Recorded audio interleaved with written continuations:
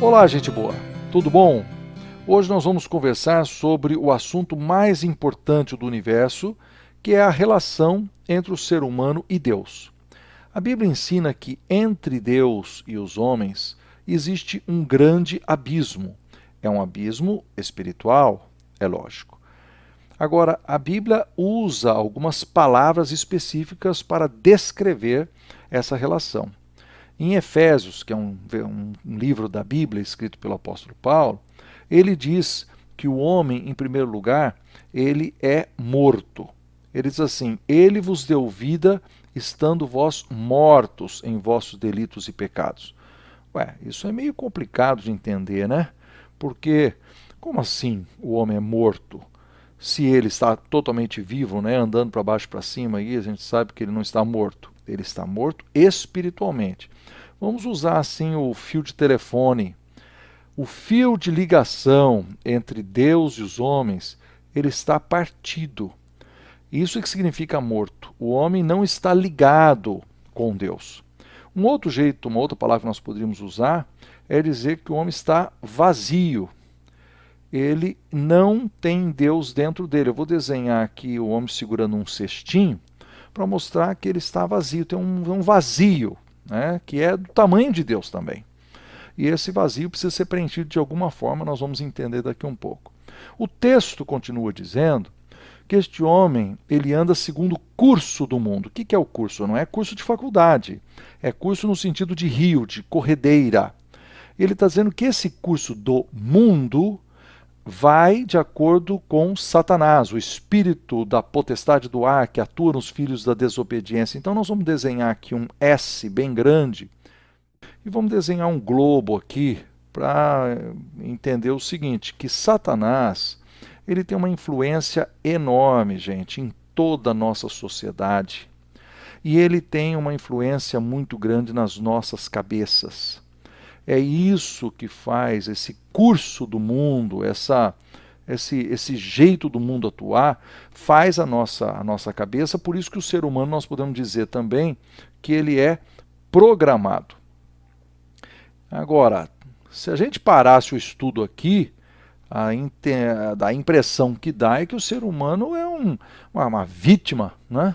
Coitado, ele é morto, vazio e programado por Satanás, pelo mundanismo. Ué, mas a Bíblia continua. Ela diz que nós andamos nesse mundo segundo as inclinações. Eu vou reforçar aqui as costas desse menino para dizer o seguinte, que esse homem também ele é inclinado. Ele é inclinado, ele escolhe às vezes fazer as coisas erradas, né? Ele, por causa dessa inclinação ao mal. Ainda nós estamos achando que ele é uma vítima, mas aí vem essa sabedoria da Bíblia, né? Diz, ele faz a vontade da carne e dos pensamentos, ou seja, é ele que decide. Então, se ele que decide fazer, ele então é culpado, né? Ele é culpado. Nós vamos desenhar aqui um grande peso nas costas dele aqui, né? Um peso de culpa que ele está carregando. Porque o homem é morto, vazio, programado, inclinado e culpado, existe uma última coisa que ele é. Diz a Bíblia que ele é então um filho da ira de Deus. A ira de Deus está sobre ele. Ele então é também um ser condenado. Condenado por causa de todo o seu pecado. Esse é o problema do ser humano. Mas Deus, vamos escrever a palavra aqui, vai? Ele é condenado. A ira de Deus está sobre ele. Agora, Deus também, por outro lado, tem um problema. É algo difícil de explicar, até porque nós podemos simplificar demais e errar no jeito de compreender a Deus. Mas a Bíblia ensina que Deus ele é santo. Por isso que a ira de Deus cai sobre os homens, porque ele é santo, a sua santidade, né? Ele diz que ele vive na luz inatingível, onde não há trevas nenhuma, onde não há nem sombra de mudança. Deus é santo, e então nós, seres humanos, não conseguimos viver com ele, por isso que ele nos condena. Mas Deus também, ele é amor. Então, ele quer nos salvar. Vocês estão percebendo o conflito? Um Deus que é santo teria que necessariamente destruir o ser humano. Mas o Deus que é amor, ele teria que nos salvar. E ainda, Deus é extremamente justo.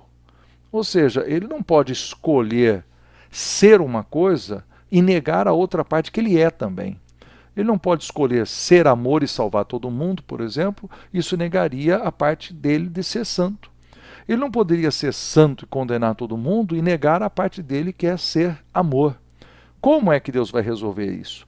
Nós vamos descobrir daqui um pouco.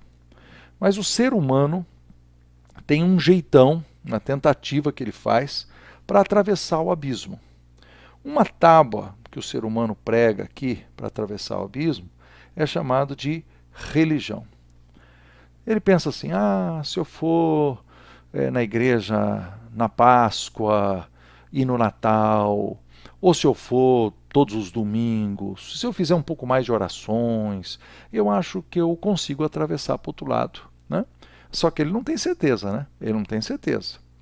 Agora, outra coisa que eles fazem, né, nós fazemos como seres humanos, é o quê? Nós fazemos boas obras.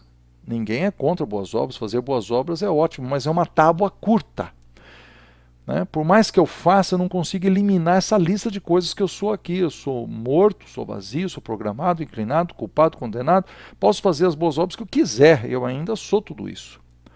Alguns seres humanos, eles usam uma outra tábua chamada negação. Eles dizem, não, isso é bobagem, esquece. Isso é coisa da Bíblia, isso nem deve ser verdade. Então eles negam. Todas essas são tábuas curtas que não atravessam o abismo. Então, o que diz o versículo 4 lá de Efésios capítulo 2? Mas Deus, olha que fantástico, Deus então vai fazer alguma coisa. Diz Deus, por causa do seu grande amor com que ele nos amou, sendo rico, né, em misericórdia, ele nos deu vida. Ele nos deu vida. Está vendo? Nós estamos mortos, nossos delitos e pecados. Ele nos deu vida. E aí diz, então é pela graça que nós somos salvos. Ou seja, um ato de Deus, de gratuidade dele, dizendo, eu vou fazer alguma coisa por você. Continua ainda o texto. Diz que ele nos ressuscitou. Ou seja, quando Jesus foi ressuscitado, então ele também nos ressuscitou com Cristo, nos tirou daquela morte para uma nova vida. É mais ainda. Diz que ele nos faz assentar em lugares celestiais. Ou seja, nós somos verdadeiros filhos em torno da mesa, sentados com ele. E ele então, por causa dessa bondade enorme, ele fez o quê? Ele enviou Jesus. Jesus Cristo é a verdadeira ponte desse abismo.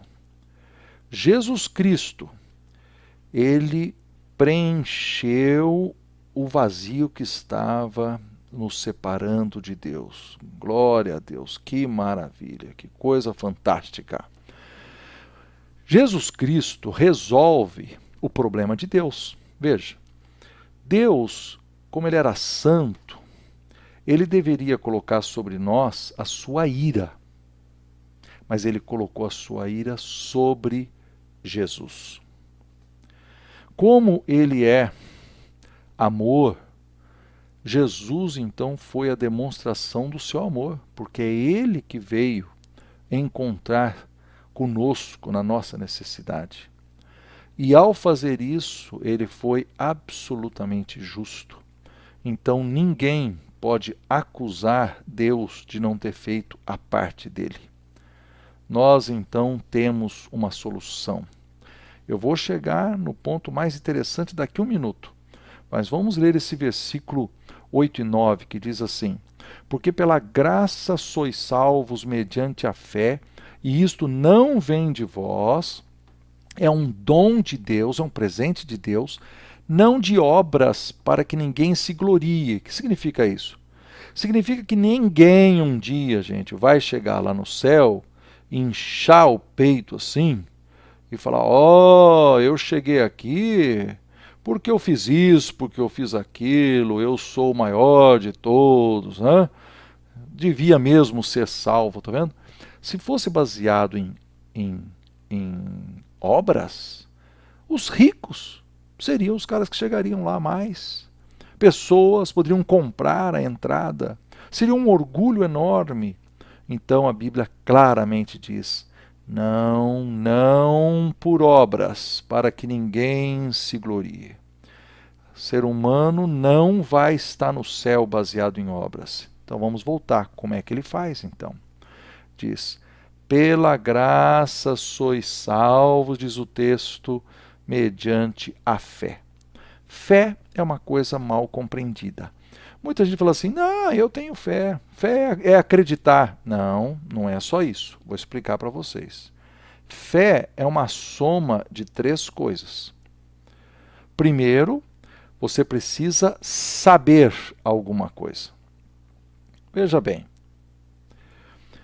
você tem fé em alguma coisa que você conhece. Você não tem fé na fé. Tem gente que tem fé na fé. Fala assim: não, eu estou crendo. Faz aquele esforço para crer. Mas para quem crê em quê?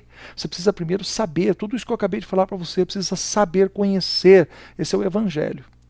Agora, a segunda coisa que você precisa fazer é concordar. Porque tem gente que fala assim: ah, eu entendi a explicação, mas eu não concordo. Eu não acho que é assim. Bom, então se você não acha que é assim, você não está entendendo o que Deus está ensinando. Agora tem gente que sabe, que concorda, mas ele não toma o último passo. O último passo é submeter. A submissão, a entrega total. É a pessoa que diz assim: eu pertenço a Jesus de agora em diante porque ele fez tudo por mim. Esse é o ponto principal, queridos. Esse é o ponto principal. É aqui que a fé vira fé de verdade. É quando você conhece, concorda e toma o último passo, que é se submeter a Jesus. Então, qual é o nome desse desenho que nós fizemos aqui? O nome é abismo. Por quê? Porque existe um grande abismo, mas é um abismo o quê? Ligado. Por quê? Porque Deus ligou.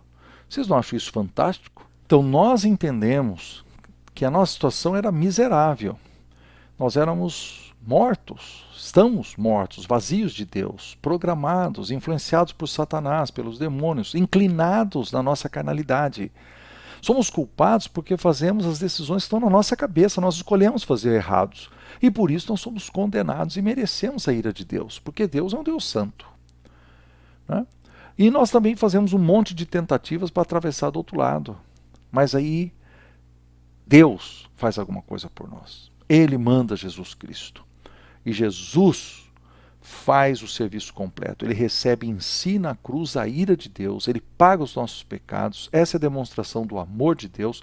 Deus é absolutamente justo. Qual é a minha resposta? A minha resposta é que eu preciso me submeter totalmente. A Bíblia chama isso de fé. Fé, então, não é apenas aquela crença assim: ah, eu acredito em Deus, eu acho Deus legal, né? Eu até de vez em quando vou na igreja. Não, não. Fé é uma entrega total. Fé é a submissão total. Eu seguirei a Cristo. E eu quero convidar você, para você hoje que está me escutando, que você faça a decisão mais importante da sua vida. Você diga assim: eu entendi o abismo. Eu entendi o que Deus fez. Eu entendi que Jesus tomou o meu lugar. Por isso eu creio, eu concordo e eu me submeto. Essa, sem dúvida, é a decisão mais importante do universo. É a sua decisão que modificará totalmente o seu futuro e a sua vida na eternidade. Um abração, que Deus te abençoe.